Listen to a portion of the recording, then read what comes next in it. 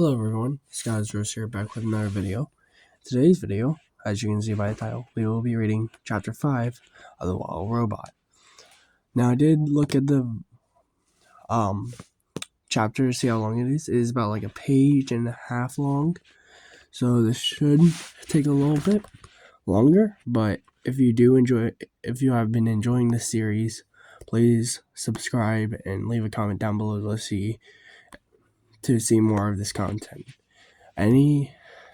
Without any further ado, let's get straight into today's chapter. Alright. Hold on. Chapter 5. The Robot Gravesite. Those otters were now hiding behind a rock. Their round heads nervously poked up, and they watched as a sparkling monster emerged from the crate. The monster slowly turned her head as she scanned the coastline. Her head turned and turned all the way around, and it didn't stop turning until she was looking right at the otters. "Hello, otters. My name is Roz." The robot's voice was simply too much for the skittish creatures. The biggest otter squeaked, and the whole gang suddenly took off. They galloped back across the robot gravesite, flopped into the ocean, and raced through the waves just as fast as they could. Roz watched the otters go, but her eyes lingered on the sparkling objects that littered the shore. The objects looked strangely familiar. The robot swung her left leg forward, then her right, and just like that, she was taking her very first steps.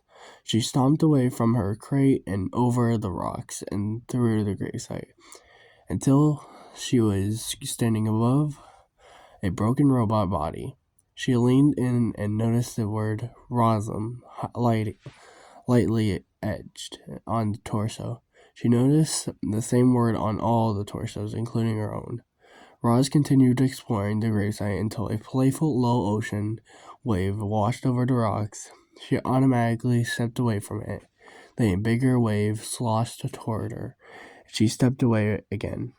And then a gigantic wave crashed over the rocks and engulfed the entire gravesite. Heavy water pounded against her body and knocked her to the ground, and her damaged sensors flared for the first time.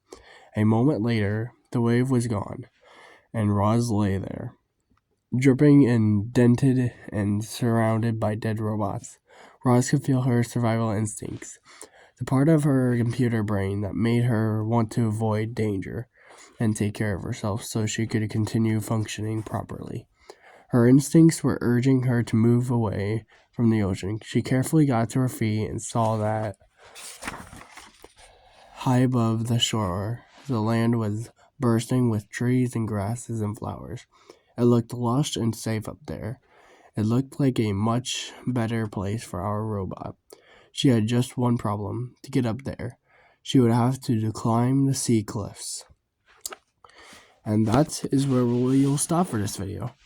If you have enjoyed this video, like I said at the beginning, and enjoyed the series, make sure to subscribe and comment for more.